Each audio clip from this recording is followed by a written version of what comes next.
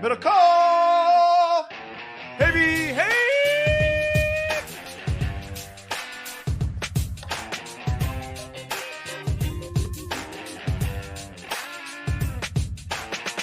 I didn't realize you're going comment too.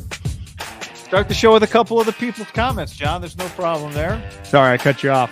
No, go. What did yours say? And need to hire some better interns. Yeah. This is our show. You think someone else would write the show for us? Or what we're going to talk about? There's no interns creating our own show. Like, even Dan Patrick, Colin Coward, they talk about what they're going to talk about. You know, someone doesn't create their show. They just have a board meeting with 30 people before the show. Yeah. You know, they send people out to do some. I don't know that Colin or DP's been on Football Reference themselves lately, but they've sent somebody to footballreference.com. Yeah. You know, the Danettes. The Danettes. Although one of the Danettes left and got his own show. Oh, yeah. Remember Dan was ahead of the curve with Kyler Murray. Remember that? It was kind of a precursor to that interview. That's right. That was really weird. That was pre-draft, right? Super Bowl. Yeah, I think it was pre-combine. It was Super Bowl week. I think he was there kind of doing something. Remember? Yeah. And Kyler wouldn't answer a question. What was the question? Like, are you going to play baseball? Yeah. He'd already been drafted in baseball. He wouldn't commit to football. It was very awkward. Even Dan was perplexed as an all-time great interviewer. Yeah. He was just like, all-time great interviewer. You're very right about that. And, I just remember him being confused. Like you said, he didn't even understand what game they were playing as a guy that knows how to play the game. It was bizarre. That's right. I got to maybe go back and check the tape on that. Continue to be bizarre. Yeah. What's up, everybody? It's great to see you. If you're watching us on YouTube, namaste or whatever. Ayahuasca. What's it called? Ayahuasca. Yeah. Ayahuasca to you. It's not a greeting, but it's a hallucinogen or whatever. But I think it sounds good as a greeting as well. Comes from the Amazon. I was listening to Rogers on the drive home with those guys. Which Ecuador, guys? Ecuador? Guys? Yeah. So hello to everybody on YouTube. Like, subscribe to this channel. If you're listening to the podcast, if you are an OG podcast listener or a brand new podcast listener, we appreciate you. One and the same. Thank you for choosing Haberman and MIDDLEKAUFF. I'm Guy. That's John. Hit us with a review on Apple Podcasts. 5 stars. We appreciate it. Honestly, 5 stars and then rip us if you want. I saw some guy just gave us a 4-star because he wants the separate Guy Raider pod. And he wants to know when it's starting. So we could address some mailbag questions here in the upcoming show. But no matter how you consume, we appreciate it. Share it with your friends or with your haters, as John likes to say. What if you just did 25-minute recaps? 25-minute recaps on Monday. You know, you don't have to do a Sunday, but Monday, like a little Monday morning Raider recap. You know, if it'll do numbers, John, I might be willing to put in 15 minutes Raider recap.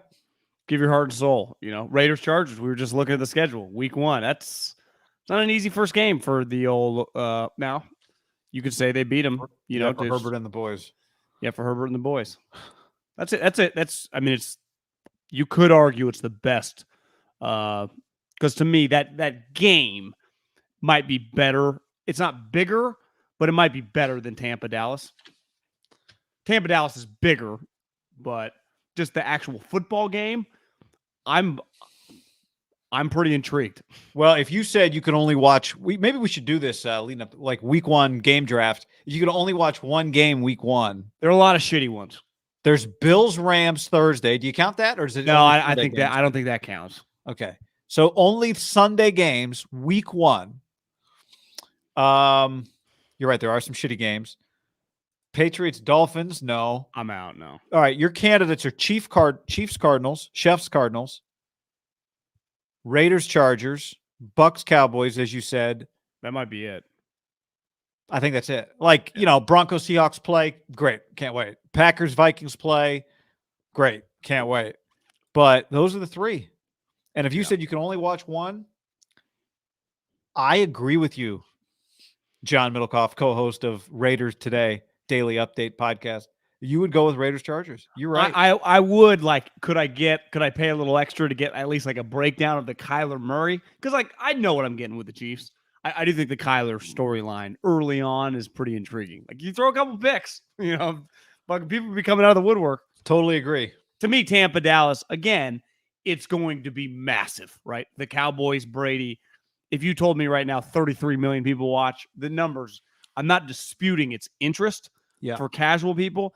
It doesn't do that much for me. Again, I'll consume, I will enjoy, but like I think it sounds a little sweeter than, now it's week 1. Football's football. It's cool, but it just feels like there's a lot more on the line for both Raiders and Chargers. Chiefs don't have much, there's whatever. It's a football season, but like legacies are being decided at SoFi Stadium on September 11th at 1:25 Pacific. Who's it more of? It's probably more of a must win for the Chargers. Home game, be a lot of Raider fans, but you just lost to them to kind of end your season when you were, you had in theory the better team. I mean, they were on interim coach. Their fucking players were injured. They had dude in jail. Yeah, I mean, that's you could argue that's the worst loss. Well, Colts losing the Jags to get in the playoffs, worst loss of the season. One of the worst losses of probably the Colts franchise history. Probably one of the worst. If we had like a top 100 list, NFL's worst losses of all time, which honestly that'd be a good show. That would have a chance. I saw Breer. I think had gone through there in his MMQB, and one of the things the Colts have done is like embrace it. Like we're not gonna not talk about it. We're talking about like feel the pain, feel it, guys, feel it. The final score, it's not like they lost 20-17. I think it was 27-11. It was a double-digit score game that whole second half. It was never like, it's 14-13 right now. It's in the balance. Like the Jags were in complete control. Yeah.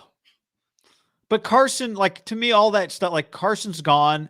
Is Matt Ryan supposed to feel the pain as he prepares for the season? No, the majority of their core guys are there. Matt Ryan hasn't played in a meaningful game in about 5 years. DeForest Buckner didn't lose them the game in Jacksonville. No, Kid Tricks asked, what's the worst game you guys watched last season? Didn't we bet on the Texans one week? I don't know. The worst game I watched was Lions-Steelers overtime tie. I watched a large percentage of that game. It was bad. It was raining. It was that was awful football. And I don't count Thursday night game when you're that's all you have to watch. When you're actively choosing, like I'm going to watch this over something. I watched a lot of Lions-Steelers. The tie. Questions on the chat if we saw Dr. Disrespect at a 49ers practice. Saw him. He was like 6'6", 6'5". He's huge. We noticed him because somebody we were standing with said, what's with the who's the guy's name? The former Niners, Blaine Gabbert. What's with the Blaine Gabbert person over there? Because it was somebody in a tight number 2 jersey. But I ran around the corner. I looked at it. The nameplate on the back said Dr. Disrespect. Yeah. So we knew it wasn't a Blaine Gabbert joke. But I'll look forward to whatever content. Has the I Am Athlete content come out from their Niners visit? I don't follow any of the I Am Athletes, so I wouldn't know. Couldn't tell you. Here's what I know about Dr. Disrespect. He makes a lot of money. He's a cash cow. It's like you can the Pauls, the Dr. Disrespects, some other gamers, like just tip your hat, man. Just tip your hat. I respect it. He threw a bomb, and I legitimately 60-yard pass to Kittle. You saw him make the throw? I saw a video, like the RSF Niners, I think, had the video of it. I was gone, but somebody from the stands. He's massive. Like he's huge. Big. He's like, bigger than Staley. You think 6'6"? Yeah, I saw a picture of him next to Joe Staley. He was taller than Joe. Somebody said 6'8". Yeah, he's big. 2-time champion. Yeah, huge. All right, John, before we dive into it, everybody, preseason game on Friday, preseason games all weekend. It is Tito's time. Tito's Handmade Vodka. They sponsor this podcast. I know it's amazing. It's fantastic. We're so thankful. We love being their partner, and we love pushing product. We love Tito's Handmade Vodka. We do. Go right now to the store. Get yourself a little bottle of Tito's or a big bottle, a handle, anything. And this weekend, while you're watching the 49er game, here's the thing, guy. How about this? This week, because the 49ers are going to be on, Friday night, so it's drinking time. It's literally 5 o'clock somewhere. The game kicks off at 5:30, so it's prime time. Show us while you're watching the 49er game with your Tito's, whether it's any Tito's cocktail you're having. We also just enjoy the people taking pictures of just their bottle of Tito's. It doesn't even the cocktail doesn't even need to be poured yet. Just you sitting there with your handle, with your bottle, Niners game in the background, you on your lazy boy, you with your friends, you wherever you're at a bar, and link us. Our Instagrams, our tweeters, and interact with us because we love our friends at Tito's. The guy that started it's literally his name's Tito.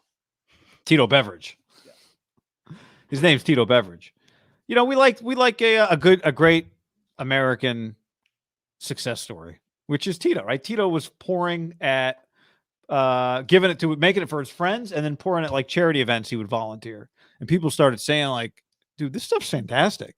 So there's no frills, no flavors, no fancy labels, just the good stuff, just Tito's, recipes, videos, and more. A very prominent member of the media came up to us today, John, and said they had a Tito's and ginger last night, which is basically a mule. I'm a big fan of that. Go to Tito'sVodka.com. We'll mix something up, maybe fresh. Come up with something new to drink on a Friday night during our show. Are we doing a show on Friday? Distilled and bottled in Austin, Texas, 40% alcohol by volume, namely 80 proof, crafted to be savored responsibly. I wonder what if I could name my unborn son like John Tito MIDDLEKAUFF, and his name would be like JT, and his middle name be Tito or Tito's. I wonder if that would work. Tito, give him his middle name is Tito's with an apostrophe S. That's possible. Yeah, John Tito's MIDDLEKAUFF. And Tito's just pays a flat fee yearly for his name. Yeah. Sponsorship on the name. I sponsor my child. Yeah. It's like, first 10 years. I'm supposed to pay for his college? Yeah. Maybe he should earn some of his own money. We're trade schools. YouTube. Start Trade YouTube. Schools. On the stream from Tempe Town, Trevor, Kyler requesting a trade to San Francisco after seeing Dr. Disrespect at Campy. I don't think he meant to write Campy. He meant to write Camp, but actually Campy is a great way to talk about Camp. So Trey Lance is Tuesday, John. We locked in on Trey Lance today, as we do every day. We've seen a lot of Trey Lance practice, and we are here to report that today's practice for Trey Lance was much better. Pretty good. Pretty good. And we don't say that begrudgingly. We have reported very feverishly about some of his great throws over the last year and a half. We have had the same enthusiasm for some of his poor practices. We enter this thing emotionless. I think people who may be late to maybe new to the show, we both predicted they would pick him before the pick was made, and we're on board with it and like him and think he's very promising. And some days are good, some days are bad. Today was a good day. And today they actually had a little juice to their offense. And maybe it was just because the practice was different in terms of what they were doing than the practice that we saw Sunday that felt like it was at the end of a 40-day hike through the desert for the offense. Which, in fairness to that practice, it had been the last leading up to their day off, which had been 3 straight practices. Today, they're coming off a day off, right? Nothing happened yesterday. They're refreshed. But regardless how they get here, I think from a football standpoint, him throwing the football, I see our guy Lombardi, who we were giving shit out in the practice field about his Excel spreadsheet, which I thank him for because we weren't giving him shit like no, we were. You did say there was an Excel ESPN Ocho because I thought he was filling out the sheet on his phone. He wrote, and again, like we're not tallying. This is his tally, 14 of 19. But I think it's very fair. What we witnessed was a very accurate day. Was just, to me, my number one takeaway is like, if you didn't know Trey Lance, you're just like, Kyle Shanahan starting quarterback, you'd be like, they just felt like a high-level offense. It was just a very, very functional offense where there have been other practices that went like, this is a disaster. And he's not alone. If you've read about Mac Jones, the other practices all over, Jalen Hurts has had bad days. Guys have bad days. But this today was a very positive day. I think easily, just like you said, from a vibe standpoint, urgency standpoint, but I think it kind of started with him. That was like they're winning football games. He plays like that. Yeah. Yeah. It was a good day. And it was a real day. It felt like real football. And maybe that's part of it occurred to me driving home after practice, like part of Trey Lance Part of any player who has upper echelon physical skills, there are just things they can do in a game that won't show up as much in practice, right? And I think that's part of the bet with him, is that there are just things that he'll do in games that there's not really opportunities for in practice. But it wasn't just about that. I just thought he was quick with the ball, came out quickly. His decision making was a lot quicker than we saw. Remember that red zone period we watched last week? It felt like they're in a rhythm because they would run a play. They ran a hurry up. I turned to you at one point and said, "This looks so good.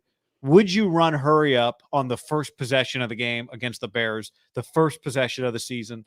It's not Kyle style at all. And there's no real reason to do it other than if you think your quarterback is comfortable with it."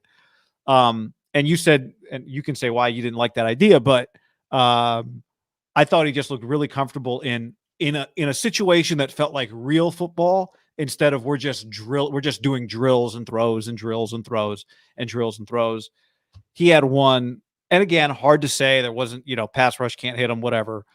But a sort of a play breaks down. He gets out of the pocket, and here comes Ayuk back across the field, and he just led him perfectly as Ayuk probably, back and forth ran 70 yards on the play. And it was beautiful. It's exactly the type of kind of off schedule play that, great quarterbacks make. Well, I think you and I talked about this on the practice field today. It felt like some practices, and this is literally the point of training camp, is just we're running plays to run deep passing routes. Like we're just trying to run 15-plus yard routes and work on that, which is not normally how you'd play a game, right? Especially, obviously if you're down 10 points in the last 2 minutes, you're throwing deep. But today felt, and you mentioned this on the field, like there's an ebb and flow to the play calling. Like they scripted it like outside zone here, quick screen left, zone read back. Like it just felt like a Kyle drive where a lot of practices felt like Kyle would never call these 3 straight plays. Yeah. But like we said, in training camp, you're working through stuff. It doesn't matter.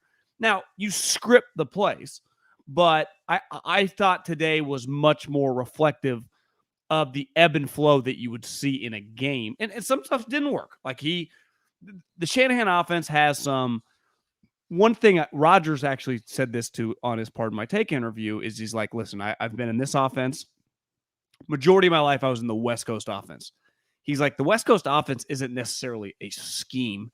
It's all about timing. It has every single play, but everything is based off 3 steps, 5 steps, 7 steps. Everything is just timing. He's like, this offense is scheme oriented. And he's like, there are some flaws in this scheme. And you saw one today, right? If the backside defensive end does not bite on the play action boot, the quarterback is fucked. Right. It is just, and then the tight end has to like leap. It's a disaster play because it's basically a 1 route throw. Whoever is peeling back when the quarterback turns, if it works 20 yards, the guy could walk for 20 yards. When it doesn't work and the linebacker covers him and the defensive end attacks the quarterback, it does look bad, whether your quarterback's Mahomes or whether your quarterback's mirror you. And there was a play today where it was, and when Roger said scheme has flaws, I think he's talking about specific things like that. A lot is predicated on you just going with my guys, right? The old Coughlin, the nakeds and the nudes. The whole offense, a lot of the passing game is not West Coast, just like 3 steps, throw. I mean, I'm not saying Kyle doesn't have those play calls, but when it's rolling, it's all based on the run game, kind of moving left and moving right. And then all of a sudden, when he gets you going, and that's what it felt like today, you're just you're against the ropes. Where for a large percentage of the camp, when they're just throw only, which we know Kyle is the opposite, it's like they can kind of tee off. It's like, we know they're throwing in this drill. And this is where practice, it's all we can go off of, but is not normal, right? Because standing on the sideline, there's not really a down and distance. They're getting 3 reps and the defense knows it's all pass. Right? It's all, we're just working on 3rd and long. Well, what if you're doing 3rd and long, what do all the defensive line knows? Like 100% they're passing. They won't even fuck around and do like a delayed handoff or anything. So to me, training camp is a little manipulated that way, especially overtime and specific, because even team drills, it's the best part of training camp by far to watch, is a manipulated situation, right? It's not like, oh, let's do pinned at the 2. Well, there was no kick or anything that got him there. They just all walk down there and they stand like, let's start. It's cool, but it's not normal football, the ebb and flow to get there. So you could argue today was just much more, it felt like just first down, you could run anything. They could run the ball, they could throw the ball, and it felt just a little more football-y, and Trey excelled than just like, hey, guys, he's throwing it every time. It's not even all his fault. Like, hey, Aaron Banks, there is no threat of run here. You know your pass blocking, and the D tackle's like, I'm just fucking going right at him, right? Yeah, and it also felt like they were calling the plays themselves felt like plays you'd be more likely to call in a game, right? Higher percentage throws. That was part of it too. Some quick outs. Yeah, some of these 20 like these deep sideline throws to Debo, we might see them 2 or 3 times in a practice. I don't think we'll see those once a week once the season starts, right? So yeah, I mean, I just not at this rate. Well, there are so many other things they can do, and it just felt to me like this is what it's going to look like once games start. So and maybe there was some emphasis too today on, and I'm sure I'm not saying he felt pressure, but like, his practice Sunday, would have been Sunday, was just, statistically and from the eye test, pretty shitty. It looked, and it's not all his fault. The offense as a whole was pretty bad. I would imagine a point of emphasis this morning in the offensive team meeting before they went out to practice was like, we need a day, fellas. Like that. Yeah. We kind of got clowned. Yeah. And now that's happened multiple times. The last time Ayuk started fighting people, today, no fights, just high level play, which is good. Yeah. You'd like to respond. It's why I said after the Sunday practice, you asked a good question, something I hadn't really thought about until we started talking about it, was like, what's worse, the interceptions or the incompletions? And I hadn't thought of it that way. And my answer was the incompletions in practice. Today, he almost threw that play you described where the backside end did not bite on the fake. I think it was 92 Kerry Hyder is just coming downhill at Trey, and Trey's backpedal, giving ground, puts it up to one of the backup tight ends, and there's one of the DBs and Fred Warner, and Fred comes flying out, gets his hands on it, hits the ground hard out of bounds, ball pops out, not an interception. But that's an interceptable ball, right? Fred almost could have intercepted it. I'd have a big problem with that throw. My bigger problem is when you miss throws that you're trying to hit in one-on-one coverage and it's not a catchable ball. And there wasn't, we're not talking about like some of these pylon throws where they're just going through one-on-one DB receiver drills. We're putting that aside. I just thought everything was I don't think he had any of those really bad misses today in team drills. And it was very crisp day. Yeah, it was exactly. It was a crisp day. There was one deflected ball, but it still got out to the receiver in the flat. Those short passes, he made them. I don't think he missed any of those short, kind of swing passes. Hit them all. So it was a professional move. It wasn't like, I think you said it best to start this. If you walked out and said, there's QB1, you'd go, yeah, okay, that's QB1. This thing just looked like a well-oiled machine today. And there have been days when it didn't feel like that. Not saying Sudfeld's ever looked better than him, because I don't take Sudfeld necessarily that seriously. But there have been days when you go, and listen, he's going to have bad games, but when you have a bad practice, that's all you can go off of. I'm like, God, that was ugly. And you just can't change your mind until the next practice. He's going to have bad halves, right? This happens. Like, you have a bad half. How do you respond in the second half? You have a bad drive. How do you that's the other thing about these practices. We go to Sundays, we go to whatever. In a real game, you come off the field, you look at the stuff, you talk to Kyle, you talk to Bobby Slowick, you talk to Anthony Lynn, you talk to your teammates, you go back out and have another drive. You come back off the field. Somebody up in the booth says this, that. You come back onto the field. You go into the locker room. You're making adjustments the whole time. And, that's not really happening in some of these practices. So it's like all of this stuff is adjustments. Who did I hear say this on Monday? I was listening to somebody talk. I don't remember, but it was a player just talking about like the whole thing is everything is adjustments. Everything. It's adjust, then you adjust to them, then they adjust back, then you adjust back. And so, those are things you don't really have opportunities to fix in practice. But it's the story of the position. You're going to make a critical error. Do you then come back and make another sweet play? You're going to throw a pick six. Do you come back and lead a drive? You're going to get hit in the mouth. Do you pop back up and stand in the next time the blitz comes? And those are the things that, like, in a game, you get to do, 3 weeks worth of practice experiences all in one game. And he hasn't had a lot of that. That's why I think you and I have been talking for a long time about him. It's just the number one thing we both have, and I think we've been saying this for a while. He just needs to play football games, and he'll be better in the fifth one than he was in the first one. He just needs to play games. Yeah. The question is, can he play games? And the way we watch all these practices, can they win while he's learning? That's the point, because this is a championship contender. I think it's very dependent on the opponent when he has a bad game. Could they beat the Bears if he has an average game? Of course. Are they beating the Broncos or the Rams or the Chargers or the Chiefs? When he has down games, and it's inevitable, right? Some of their losses are going to come against good teams when he plays bad.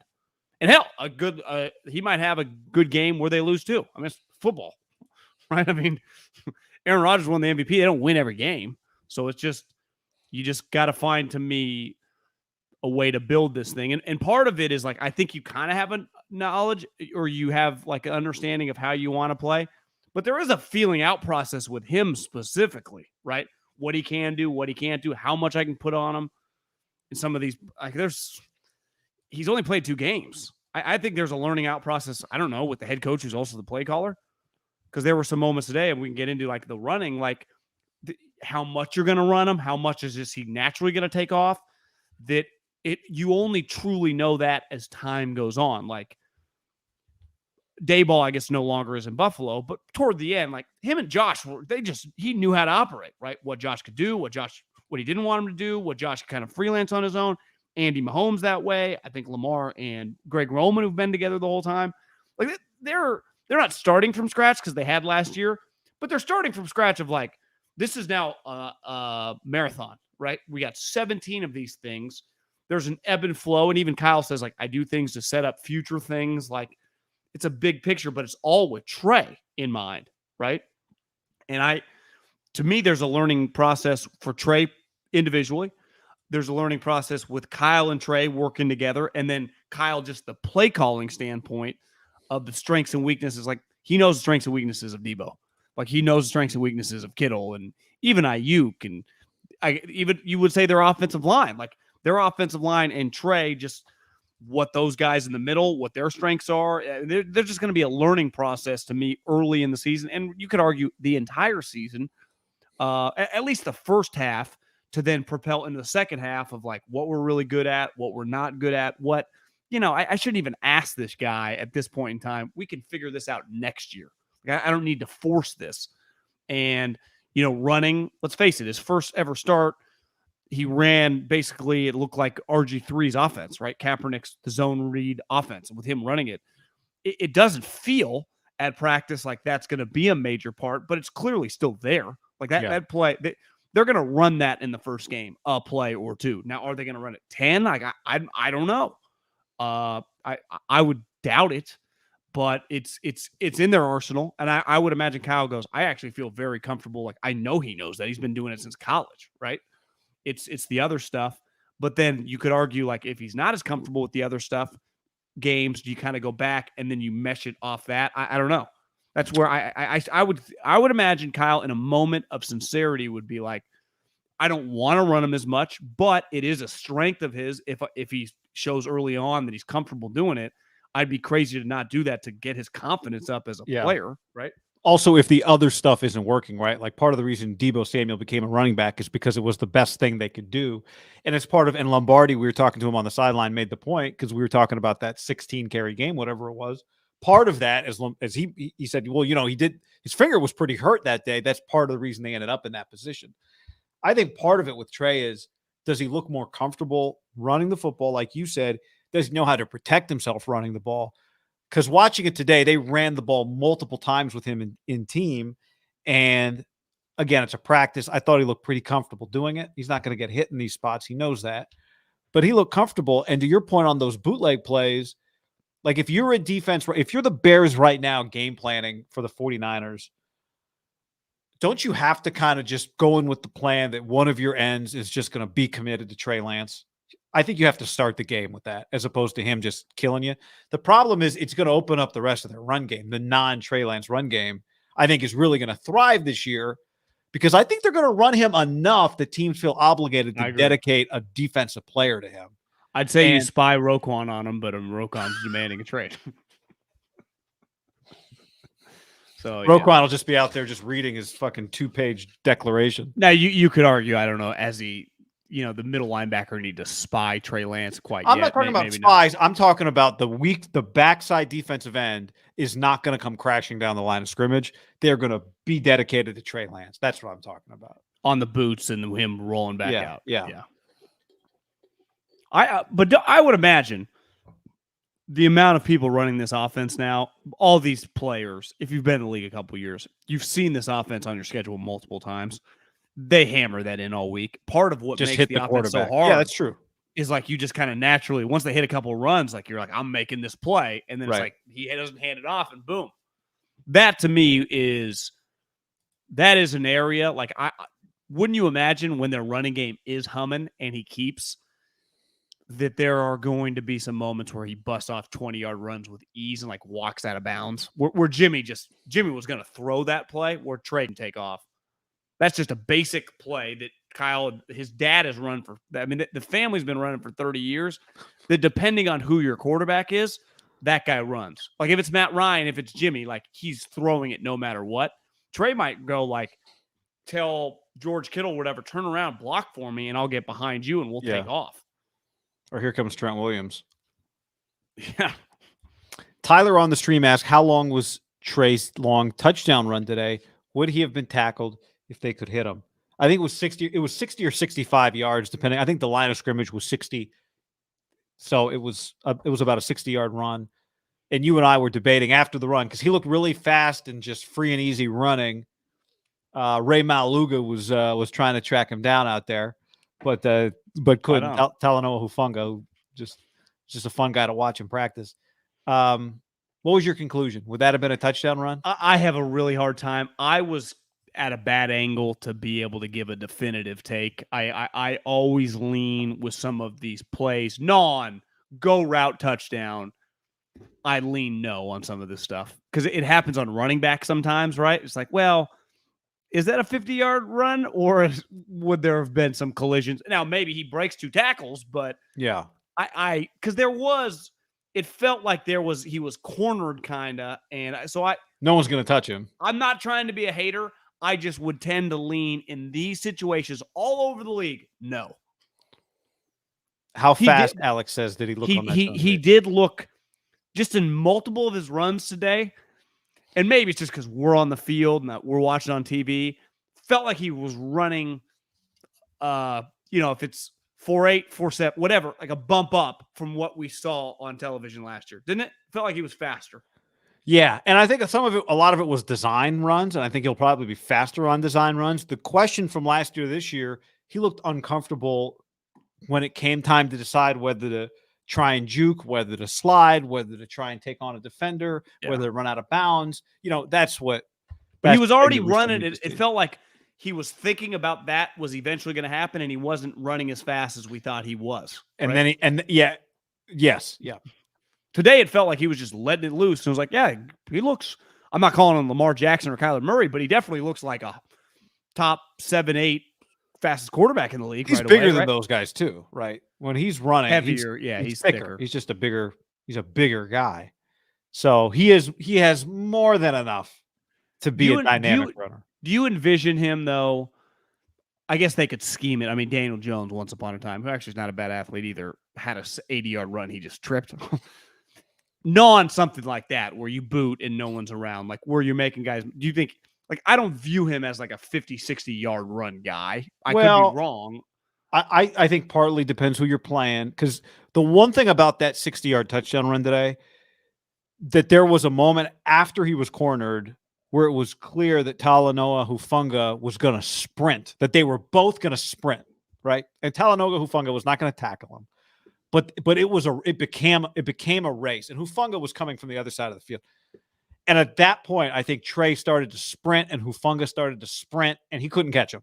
Now, he's not the fastest. There are faster safeties out there than Talanoa Hufanga, right? No question. I think he's technically probably the slowest guy, non-D lineman on the D, right? Yeah, not a great example. But when Trey realized about halfway through that run, I'm going to sprint this straight line here. Hufanga's faster than I thought. He ran 4.6 at the combine. It's not 4.64. It's not overly slow. I was expecting like 4.72. And he wasn't dead sprint the whole time, so he might have gotten to Trey. But when they both decided to sprint, I do think Trey's going to have a run or two where he's just gone. And it's good. I think partly it's going to be one of those like everyone's crashing down at an angle. Ayuk and Debo are out one way, and Trey is just gone the other way. And people are just against the grain, and they can't get back. So, it would not surprise me to see him because he's big, so he has long strides. You're right. Like 80 is a long way to go. 80 is a long way. But 60 to me is pretty doable for him. I definitely think there'll be some like 30s, and potentially like a 30-yard touchdown run. Big picture though today with the dynamic legs, there have been days at practice. I've been adamant. I've gained a lot of respect for him the end of last season and just watching how he's conducted himself. Like I respect Jimmy Garoppolo a lot. I mean, not that means like a lot of people do, but it's very admirable just the way he operates, and it's not normal, you would say, in the culture that is like the look at me sports culture sometimes with famous players, big money players. I'm not saying he's a big money guy anymore, but just been a starter for a long time. Like I don't know if everyone, we know most people would not have handled it this way. There have been days, not that I would ever want to watch the Jimmy Garoppolo experience again. Again, I respect them. I've seen enough, but we're just like, God, is this really going to be like this first year could be a big challenge. Then there are days like today where you go, it's a no fucking brainer. And it's not just a no-brainer. Like, this is why you had to pick him over Mac Jones. And I'm not even talking about, like, the Patriots struggles or whatever in practice, which honestly might not even be all his fault. But, like, there are things that he can just do that ultimately, like, you were drafting Mac to be Kirk Cousins. Like, this is why you took the swing. Well, right? There's things that the guy that were drafted ahead of him can't do. Zach. Yeah. Like Trey Lance. And again, somebody made a comment Sunday on our podcast on YouTube, and I thought it was a good comment. Like, and I've said this before too, but Josh Allen can't always be like, well, Josh Allen did this, so this is what you got to be. Josh Allen did this. But there's a reason we talk about Josh and Mahomes and these guys. Like, there is just an element to those guys, a physicality to them that Zach Wilson just does not have, that Mac Jones does not have, that Jimmy Garoppolo does not have. Doesn't mean Zach Wilson can't be better, right? But if you're really going for broke, this guy does bring something potentially that most people on the field just don't have, which is the physicality and the speed and the strength and all of that, the height. He could have games where you're making the point on Jimmy, where you watch this and go, this is why you go all in, because you're trying to hit a home run. You're taking a big swing. And this is, remember, what Kyle got mad about right before the draft about, like, you guys just think I want Matt Ryan and Kirk Cousins. Remember? And it was like, ultimately, I remember it's one of my favorite press conferences I've ever watched. We're looking for Drew Brees meets Lamar Jackson. And that is not saying this guy is Drew Brees meets Lamar Jackson. Obviously he's not. But like, he is like, he's a quarterback that can really move. And when I say really move, I'm not acting like the guy's a 4.4 guy, but he is a big-time athlete.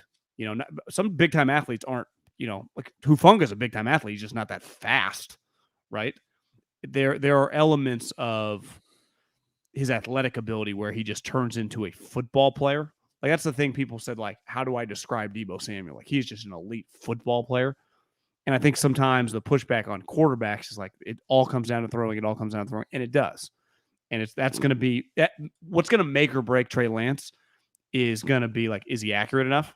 And that to me is going to be one of the main things all season, right? How accurate is he in a tight game against the Rams and it's 2nd and 9, and you just basically know you're probably throwing the next 2 downs. Like, can he complete those? And in the fourth quarter, hell, maybe you're down. It's 21-18, and you're just like, fuck, we got to get at minimum into field goal range. He's gonna have to complete some passes. We don't have any timeouts left.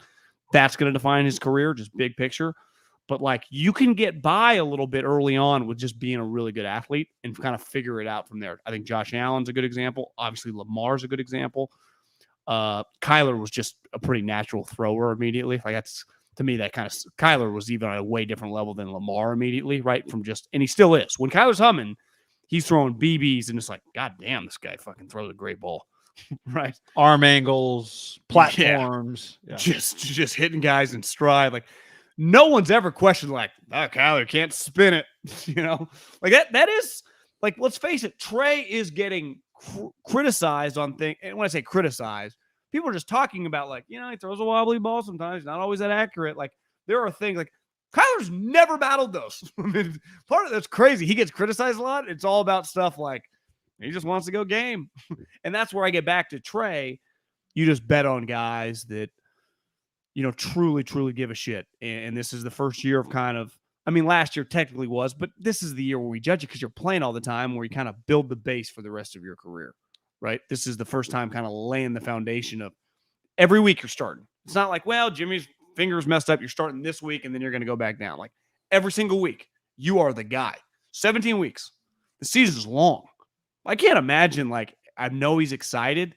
There's got to be some butterflies. Like, this is a pretty big thing. Like, you're trusting me with a franchise. You're trusting just this season. I look around my team suite. I say it all the time, man.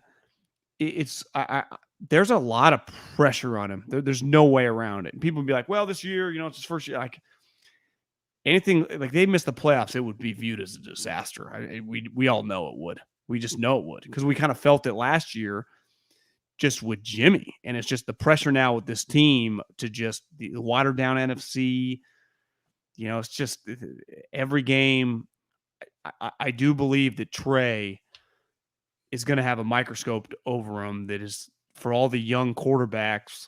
Mac made the playoffs last year. And to me, this year, if they suck, will be more about Bill and his offensive coordinator.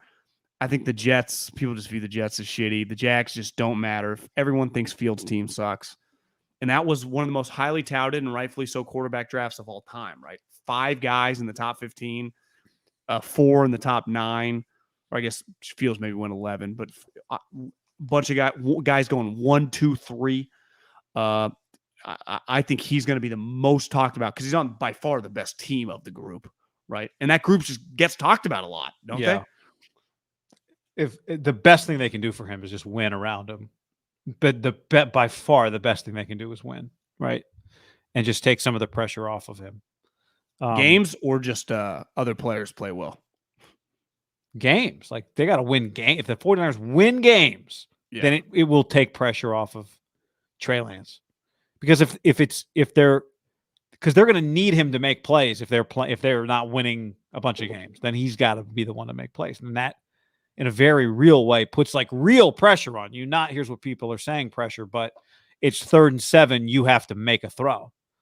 That's real, true pressure.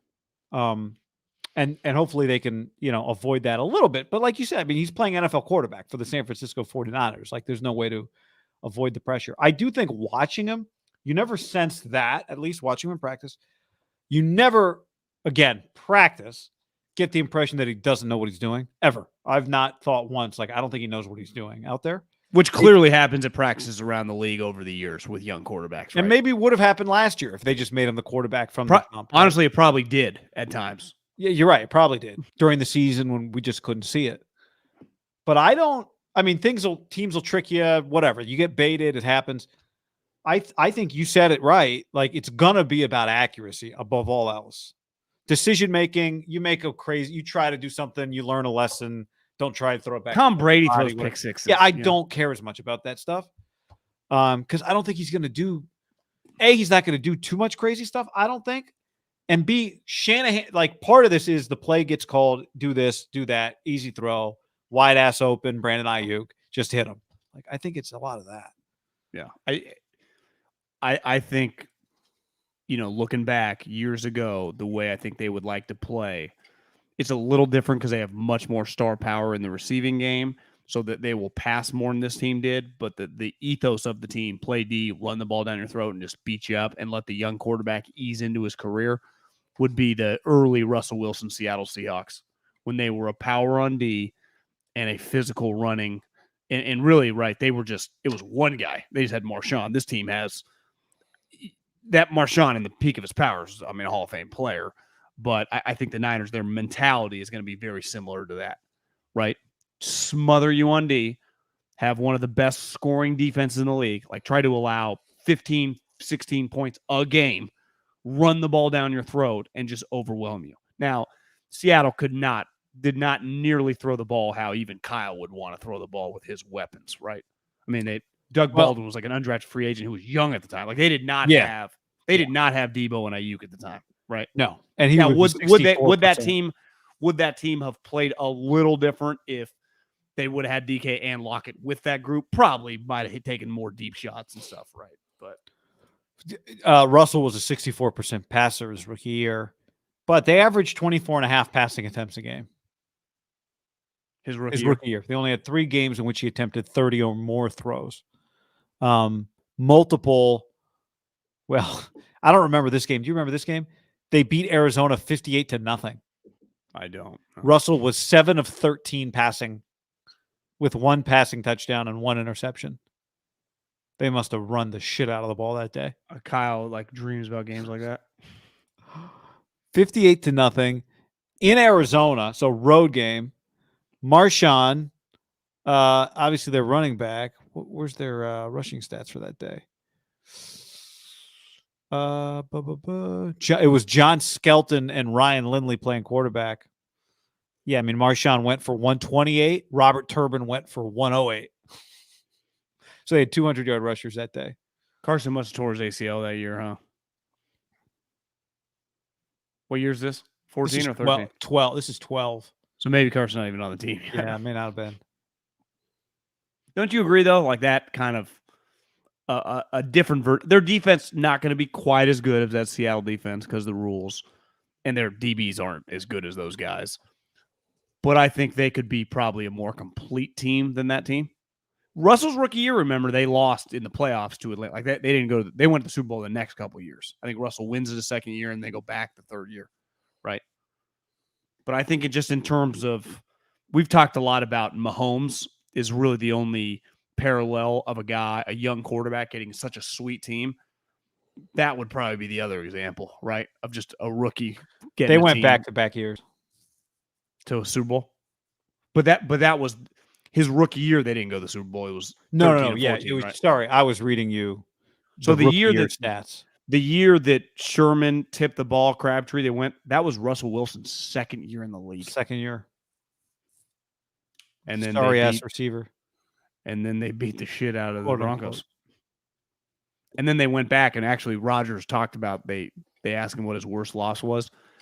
The following year, remember Green Bay, Seattle, NFC Championship game?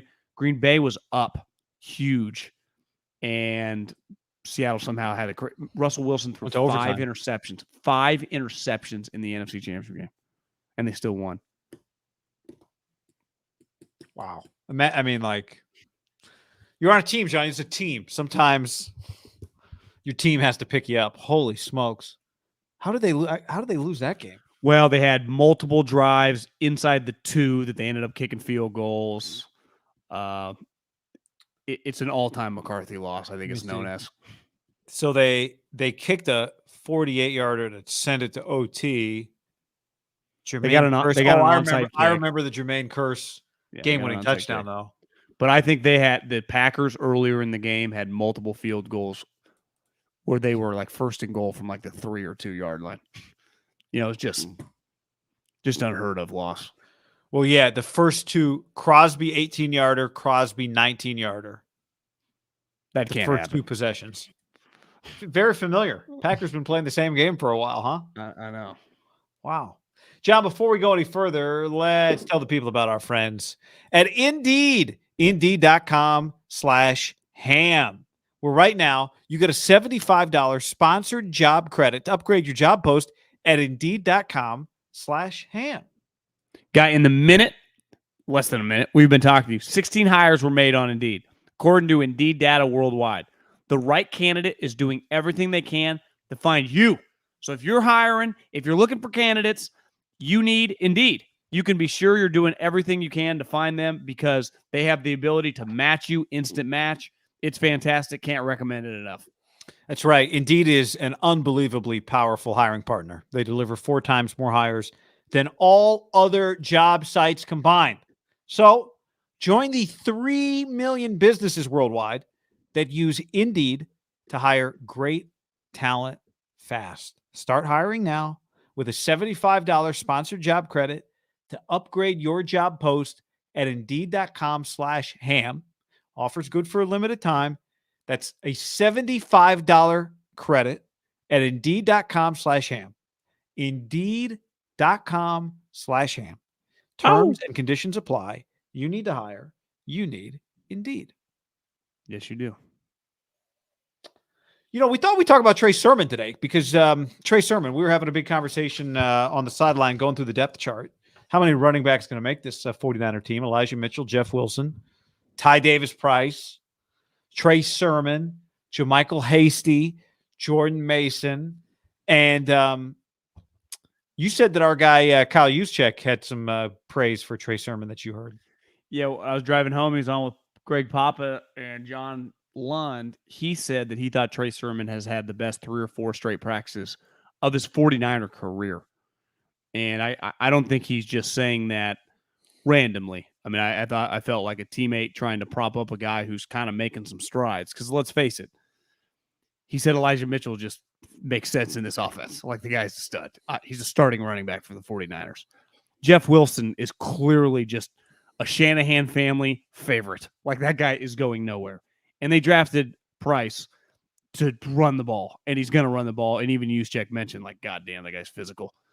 Trey Sermon has something to prove. And I think coming into this preseason game and this preseason, I think he's going to get a ton of carries. And I think he can prove that, like, hey, you guys didn't make a mistake in drafting me. I am really talented because size-wise, you see him out there. He looks the part. Physically, I've noticed him. I feel like the last couple practices is moving a little quicker. Not that I'm like breaking down his plays because they rotate guys in so quickly. And, I don't think he looks as good at, like, Jeff Wilson stands out when he runs. He busts big runs. Price, just because he's running so hard downhill. And when your group, like, ultimately Sermon is this blue chip guy from Oklahoma and Ohio State, yet the knock on him in this offense, which is the only thing they truly care about, is running physically downhill. And all 3 of the guys above him, that's kind of what they hang their hat on. And I think that he can prove to Kyle specifically, and I'd say Anthony Lynn now, who's in the mix, and I'm sure going to have a big voice in the Shanahan running back world, that, like, I think he has to run his ass off in these games And stay healthy. And stay healthy. But if you told me over under, if he stays healthy these 3 games, how many carries he gets, I'd put it at like 25-ish for 3 games, total. I think he's going to get his ample opportunities in short yardage situations. And if they get into the red zone, never be a guarantee in preseason games, they're going to feed him the rock. And I think they're going to demand if he's going to be a part of this thing moving forward. Because they're at the point now where, let's say he had been shitty, like, he would be cuttable, even though they drafted him in the 3rd round. Do you agree with that? That they wouldn't chase the loss unless somebody in the building really believed in him, right? Yeah. And that would be based on something other than what we've seen on the field to this point. So to me, he can prove, like, I'm a member of the squad this year, which as of today, I would say he's on the team. But I do think these preseason games for a guy, him, is really, really big. It's really, really big for him to run hard, because that is, you have heard that enough coming out of the building without them specifically saying it, but it's a theme with him that he's just not decisive enough. He's not decisive enough. Well, that's really the only thing they care about in this running scheme, right? Is getting downhill. And maybe it came easy to him in college. I liked him in college, but this is not college anymore. And this is not even like his rookie. I wouldn't even say he's on scholarship anymore because they just got Hasty that Kyle will keep. He'd have no problem keeping. Like if Trey Sermon wasn't on this team, it would be clear Hasty would be the fourth running back. He would make the team. Right. And to me, the only reason he doesn't make the team is because Trey Sermon proves like, hey guys, like if you need me, we had an injury. Kyle, I could carry it for you 14 times against the Rams, against Arizona. Because ultimately, if I'm keeping you, we're an ankle and a bruised rib away from you toting the rock in the game, right? And that to me is he can have good practices, but I think he can prove it in the game against other colors, running his ass off downhill against those guys. I think this is of all the guys, because like ultimately you could be like, well, Kinlaw needs like most of the guys that we talk about are on the team. And I would say I'd lean this guy's on the team, but I think he needs preseason matters for him. Just like preseason's going to matter for the couple offensive linemen that are right in front of him, right? The guards and centers. Like it's a big moment for the physicality of him and those two guys blocking for him, whoever that rotating cast of characters is. Yeah, I mean, it's because they're so deep at that position. They got 6 running backs that, even Jordan Mason, who's been impressive in camp, I think. Now he, ends up in practice squad is what they would, I would imagine, like to do.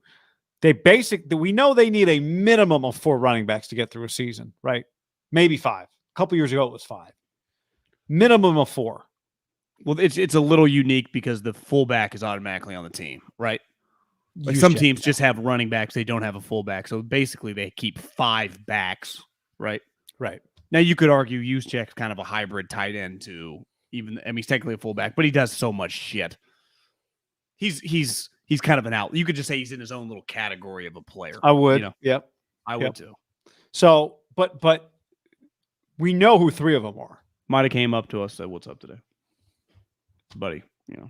Promo code ham. To quote Kyle Juszczyk. Ty Davis Price is definitely, you would say, right now ahead of where Trey Sermon was this time last year. Yeah, I would say the only reason he's not the lock to be the number 2 back is just because Wilson is just entrenched in Shanahan's life. Like he's been here for pretty so quick, long. And he's been here. He looks good. He's like shown if that Wilson he had to start a game, I don't even think Kyle would hesitate. Right? Well, he's shown that he can pinch hit. Yeah, I remember he came out of nowhere, scored 3 touchdowns. I put him on my season-long fantasy back when I was a sucker and playing season-long fantasy. And I think he didn't play again the rest of the year. Or he did, but not much, right? So yeah. I think he's trusted. I think JaMychal Hasty, Kyle trusts him. Like they're going to lose guys again. They're deep at a lot. Like watching them, it's clear there are guys that they would like to put on practice squad at multiple positions that they will not be able to get on their practice squad because they're pretty deep. Here's the one thing. Juszczyk mentioned this with Elijah. It's like, I do believe he can be a lot better in the passing game. That's an area which they need to depend on him. The only of the top 3, like Price, until he proves he can catch the ball consistently, like Wilson can. But, the other running backs are just kind of true running backs. Now, they've done that before, right? I remember, Mostert, I actually, thinking about it, felt like he had decent hands. Braid had decent hands. I think ideally, did you say? Hasty to me is the best pass catching of him and Wilson, or like you would use in the screen game. You would use running wheel routes. Doesn't feel like Ty Davis's Price's strength at this point. No, and honestly, you were using him to run it down people's throats, which is fine, and that's why he got drafted high. I think if Trey Sermon in these games could catch a couple wheel routes and be like, "Hey guys, I can do a couple things." Right? I didn't just go to Lincoln Riley and Ryan Day, just like I can do it. And I truly believe, guy, this preseason for that guy, which is cool. Like if it's going to be like a guard, like whatever, and not that the Niners don't have that, but you get to see a skill guy that's going to get a lot of carries, Yeah, no, I think you're right. I think it's part of what makes it challenging is that no one's going to make the running back room by default because it's just been a really good position in camp. So there's not like just some spot that someone's going to just get. Yeah. That's going to be a strength of this team. And it feels like it's already make it or break it time for him. I don't know if that's how they feel, but how could you just look at the numbers? Like, how could it not be that? You would say this too. that, I mean, if Anthony Lynn's going to be your running back coach, that's a pretty damn good position coach. So if you're Kyle, I do think you would lean with the talent, and I would imagine that Anthony Lynn's going to have somewhat of a voice, like, hey, Kyle, I believe in this. Like he is, people talked about, he's not a Shanahan family member, but he's damn close. He's been entrenched with this family since the mid 90s and Mike. And think about who their last running back coach was, who was basically also a member of the Shanahan family. Like that's like they don't fuck around with who coaches that position, the way they think about that position, even though they got a million guys playing the position. That's a big deal in the family, right? They take a lot of pride in who the running back coach is, who's always someone with close ties, usually been around the family since you and I were in like fourth grade. And it's just a big deal because that's kind of how they hang their hat on. It's what stirs the drink with their offense. It just is. Like for Andy, like receivers are a big deal. Why? He's going to throw the ball a lot. So who his receivers are, it matters. For Kyle, like who his running backs that have a lot of them, and clearly who's coaching the running backs is a really big deal. I mean, they got rid of Tom Rathman because like I was like, yeah, I'm bringing one coach, my running back coach, who's my dad's guy, and then he retires. Like, yeah, I'm getting another guy who's basically my dad's guy, who's also my guy.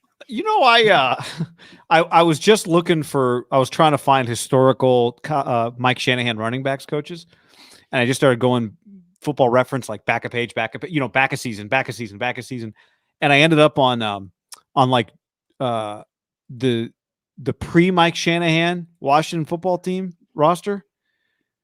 The stadium they play at, RFK or whatever. Well, that's what it was, but then it became FedEx Field. Arthur Smith was a defensive quality assistant for those like Joe Gibbs,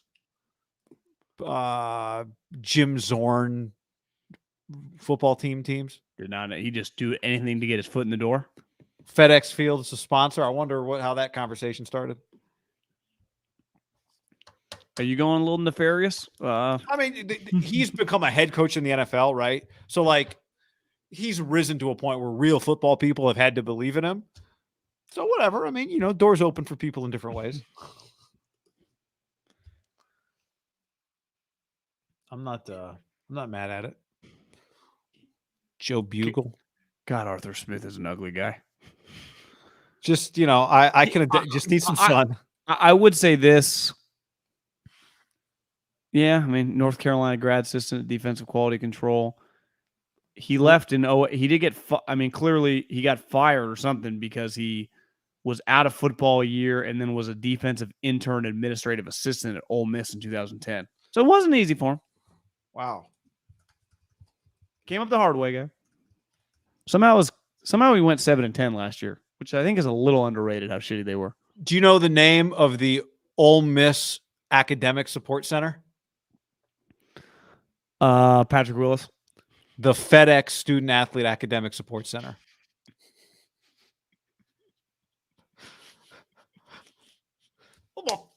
I'm a fucking detective, man. Do you think FedEx has benefited his life? Yeah, I think it has. Now, maybe that came later. It looks like they named it that in 19. Well, he was there in 10. Yeah, they named it that in 19, so maybe unrelated. Maybe he had a really good time there. All I know is if this was a detective show on HBO, they'd be like, put it on the board. He does have. Do you know what crazy stat about Arthur? What? 9 siblings. Wow. So say what you want about his dad, who's CEO of FedEx, or was. I think he still is. Founder? Yeah, created the whole thing. Guy did pump out some kids. Well, you know what they say about a man with a lot of kids. You got to give him the credit. No, nobody says that. Well, he does deserve credit. If you're going to have 9 children, you got to be able to support them. Yeah, well, it's easier to go big family when you got a plane for everybody. He's one of these. I mean, this guy, is not a ride off into the sunset CEO. I mean, 77 years old and he's still the CEO. That's just I mean, I would have had a hell of a run. I don't know what I'd be doing, but I don't know if I'd be doing that. Just spending all your time with your grandkids, maybe. Pretty decorated individual. Silver Star, Bronze Star, multiple Purple Hearts. Obviously in the Marine Corps. Created FedEx. Like he's accomplished some things in life. When you founded the company, I bet it's pretty hard to just walk away from it, right? Probably, yeah. Like, what am I gonna do? Watch my son coach the Falcons? Everybody got the same mom? Does it say 9 kids, just one family? No, it looks like he's couple moms. Okay. Married 69 to 77, but didn't get married again till 06. Wow. So I'd say Deanne Smith in 06 hit the jackpot. I'd be stunned if she's his age. She wasn't shocked when she found out about it. I don't think he surprised her on their 4th date with money. Yeah, Diane Smith. He has ownership with the Commanders? I mean, his wife actually looks a little older. But she's not like she's 40. A couple YouTube comments, John. Michael on the stream says, never watched you guys live before, just liked and subscribed. Appreciate you. Thanks, Michael. Great to have you on board. Cool, nice man says, we all clown the spreadsheet, but then we talk about camp stats and reference the spreadsheet. Let's be very clear. Haberman and Middlekoff do not clown the spreadsheet. Use it. I wish I was that organized, honestly, with stuff like that. I don't. We looked over and you're like, I think he's entering it in the spreadsheet right now on his phone. I thought it, yeah.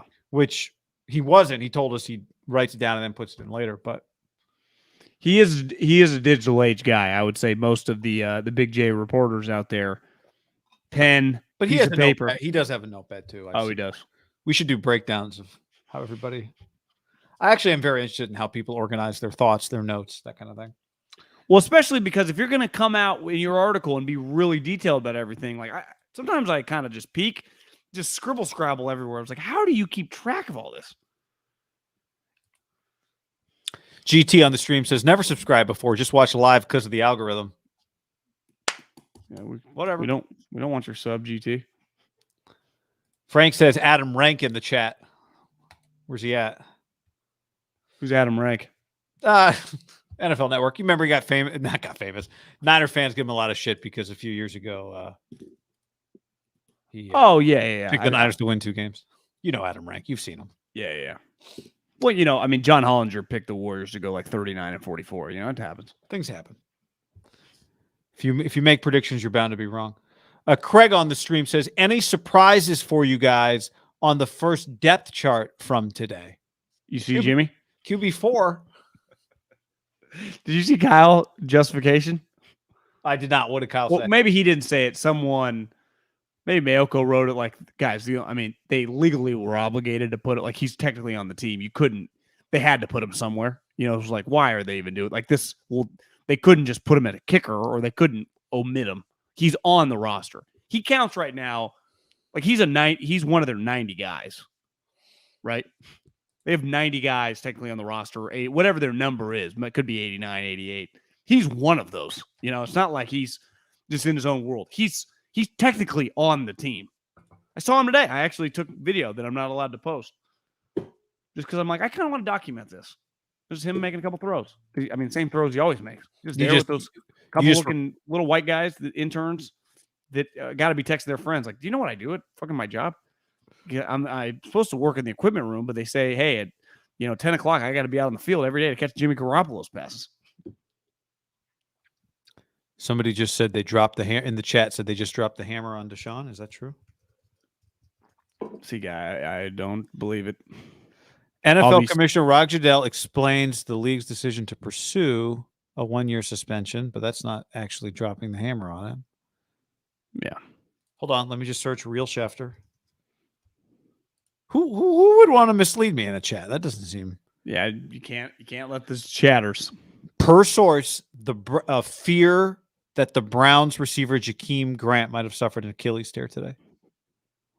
That's Schefter's last retweet. McVay, I guess, announced that he signed his extension. Deshaun Watson suspended 10 years, according to the shills. I think that's fake. I don't know, but I think that might be fake. One thing that Florio wrote, and I heard some people talking about it, is that one thing the league might do is to fine him $10 million, even if they gave him 12 games. So basically, like last year, like you're not just getting the $10 million from last year. It's almost like it's a way to damage him from last year. Because really this year, honestly, if he missed the whole season, what $1 million? I still don't believe that if the league does suspend him a year, that they would appeal it and potentially start playing this year. Because if you miss games next year, I did the math. If you make $45 million and there's 17 games this season, that's $2.6 million per game. So every game he were to miss next year would be worth $1.6 million, just the first game, worth more than his total this year all season. So if he did, let's say he even appealed and got it down to 12 next year, it'd be a lot of money worth of game checks. Yeah.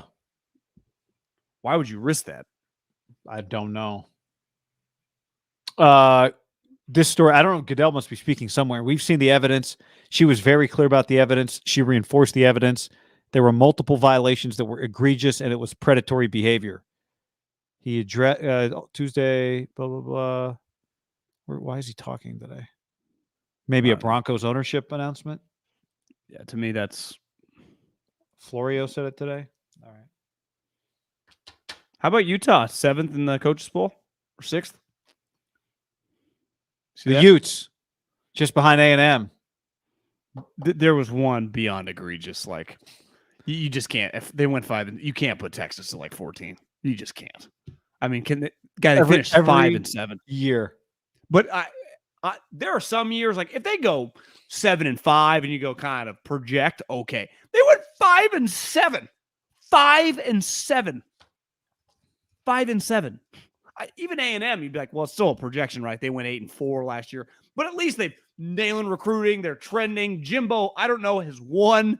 Like Sark's won. I Googled his record yesterday.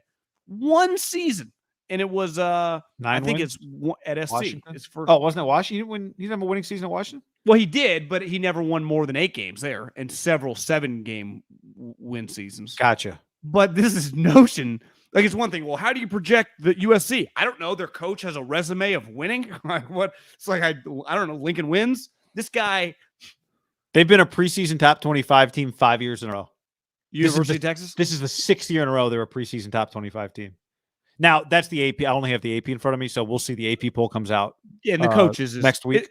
Isn't the coaches where Steve Spurrier always, back when he coached, admitted he always put Duke in there because they gave him his first job? Oh, is that? Yeah, most coaches do not even vote, so that would actually be more impressive. He did because he said Duke always went in his preseason poll because they hired him at, it was his first coaching job or something. He felt obligated. And it was like, yeah, I kind of get it. I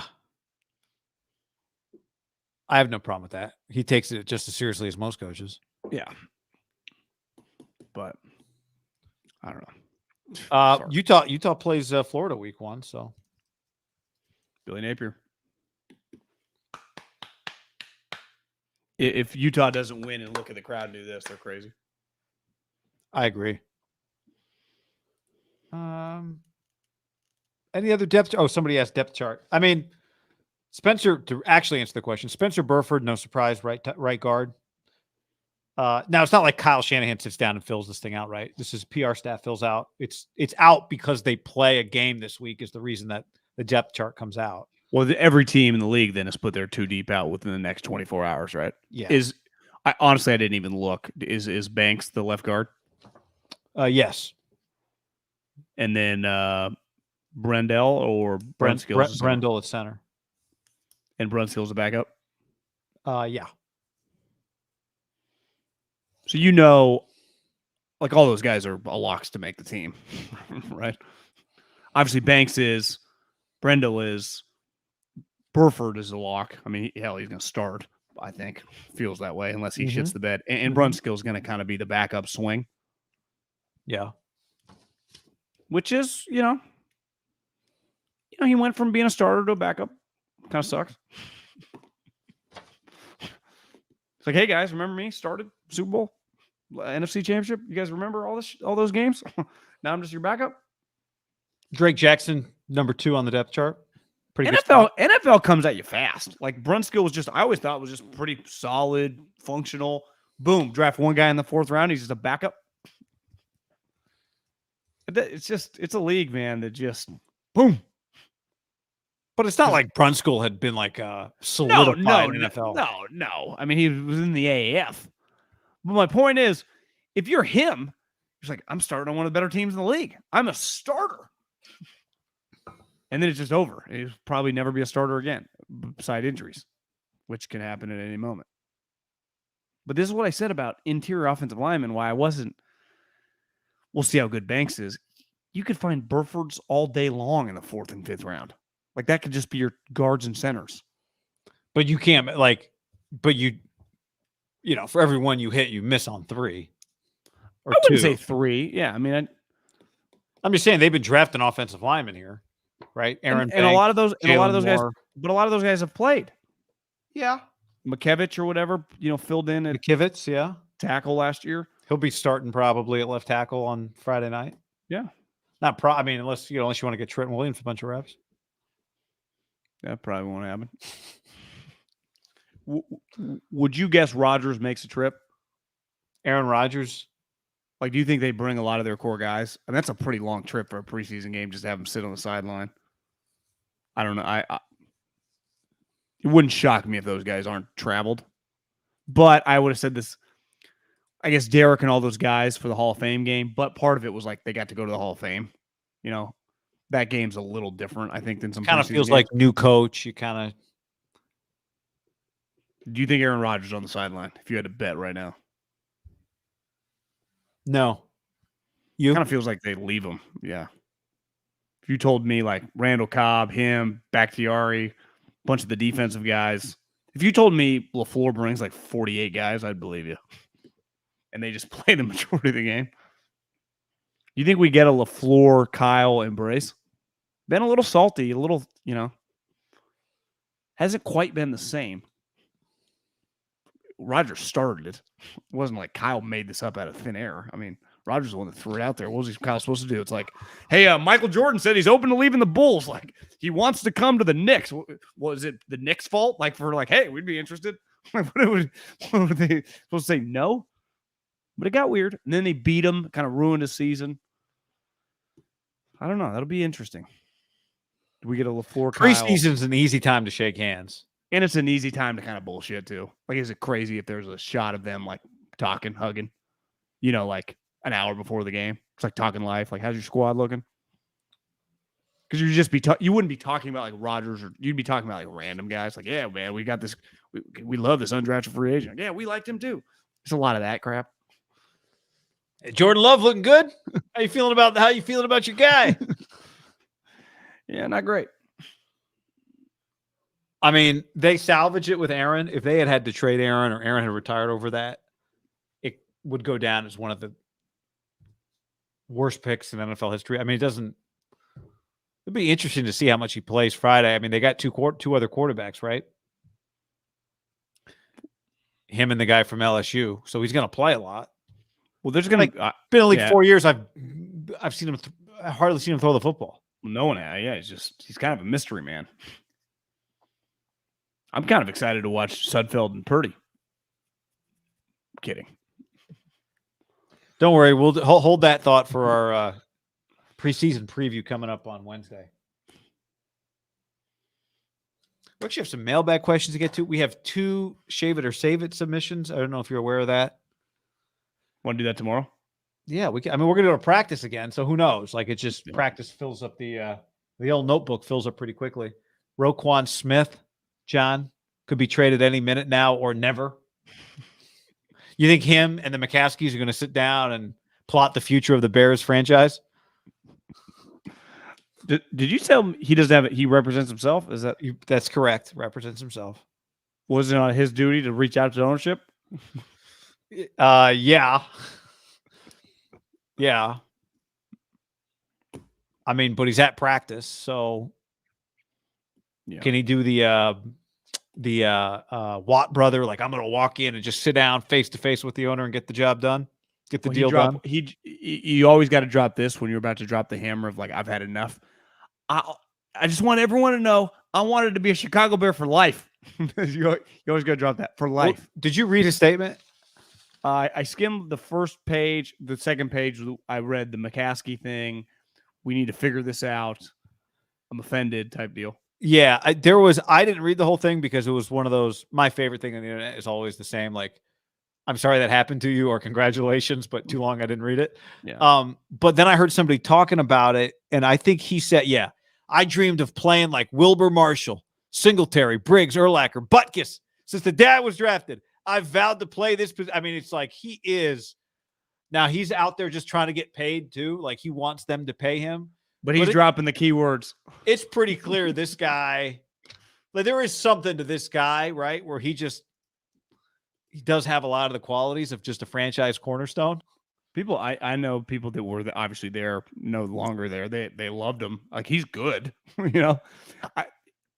pretty smart to drop those names, right? I wanted to be Dick Butkus.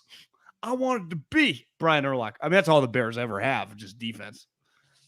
So you play to their heartstrings, Josh on the stream says, wow, y'all literally didn't do any research about Burks and made a video on a wrong report from NBC. If you spent time and read training camp reports, you'd see that Burks has been good. That was Haberman.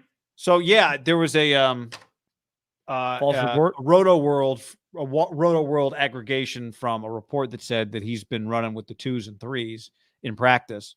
Is that report not true? That was my research, was reading the synopsis from Roto World. Yeah. I don't apologize for that being my research, but is that not true? I'm not opposed to. If that's not correct, then we rely on aggregators. No, I mean, somebody was like, "You're going to take the L on Treylon Burks." Like, honestly, I was the one. You and I talked a lot about it. Like, would the Niners, if they had to trade Debo, be able to replace him with this guy? And my whole point was, if they had done that deal and he was running with the 2s and the 3s after you traded Debo to run with that guy and have him replace Debo, it would be it'd be one of the biggest stories in the NFL right now. So that's the story, but I'll check some more reports. That Roto World, you telling me I cannot trust Roto World?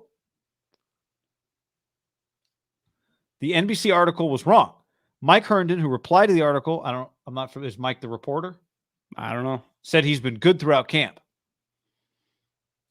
You remember Titan fans? I once called Mariota Alex Smith, and you would have thought that I called for an insurrection. They came after me with unbridled anger and passion to call me the biggest idiot ever. And it turns out that Marcus Mariota would have sold his left nut to be as good as Alex Smith. Yeah, I was going to say, it turns out you were wrong. I was wrong. Alex was much better. Much better. It really is crazy when you make a comparison that is, you just got it's just, I heard, was it DJ or Klatt or one of those guys compared CJ Stroud a little bit to like Dwayne Haskins, I think.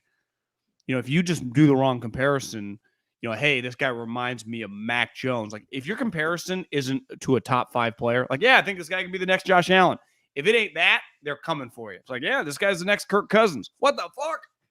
Like, Kirk Cousins just threw 36 touchdowns. No one likes to be that's why everybody, when they're like, who are you like? It's like, I'm a mix of Patrick Mahomes and Josh Allen. Yeah. What's your game like? Well, I shoot it like Curry. I dunk it like Shaq. And I can fly like Dr. J. It's like, I'm a mogul like MJ. You're going to the second round. Yeah, I want my brand to be a mixture of Tiger Woods and Michael. It's like, Jesus Christ, no one even knows your name, buddy. These guys are just, but the fans, Titans fans have an underrated, I think because a lot of them probably have like an SEC mindset. So they're passionate. Right? It's a big deal. And you watch this year, everyone's going to be picking against them. Hell, I am. But I've picked against them the last couple of years, and they just keep winning the division. I'm picking against them for sure. What's yeah? Oh, did we mention this one play? Did you mention the Drake Jackson play? No. Talk about a learning the NFL moment. Hard to tell if we were behind the play, but basically Drake Jackson playing left defensive end, rushing upfield. Willie Snead, the receiver, was lined up on the other side of the formation. Like somehow ended up coming around. I don't think he was lead blocking, but somehow he's coming around behind the line of scrimmage. And Drake Jackson's looking straight ahead, maybe breaking down for the running back, or Willie Snead comes out of nowhere and just takes him off the ground. Willie, we stood by him, not the biggest guy. Oh my God. I mean, it was it was the biggest hit I've seen of Niners camp so far. Probably up there with the hit that Fred Warner might have been bigger than the hit Fred Warner put on whoever the guy was at 6. Watson? Yeah, No, it wasn't 6. Johnson, I think. Johnson that he concussed. Marcus Johnson, yeah, number 6. So it was a humongous hit, and Drake Jackson ended up on the ground for about 4 seconds before he popped up, and he popped up. But I would imagine a moment that probably an older NFL veteran defensive end might have been more ready for. It's quite a moment. Yeah, you just fucking Willie Snead. You think that guy's just coming here to be a body, or you think he's trying to show Kyle like I can make this team? I keep an eye on Willie Snead. Yeah. All right. Anything else? LIV. I'm seeing a bunch of tweets in my timeline from Kyle Porter. Some LIV lawsuit going on right now in San Jose. They get overruled. You know, it's hard to tell. He did have a quote from the judge saying these LIV contracts lock up these players in ways the PGA Tour never imagined. They are so restrictive. Apparently, the LIV lawyer called the 3 guys, Gooch, Matt Jones, and Hudson Swafford, these 3 poor kids. They've made a combined $36 million in their careers. Oh, that's why someone tweeted in my timeline before we hopped on. Like, I'm pretty sure Matt Jones is 42 years old. Just feels like a kid. Yeah.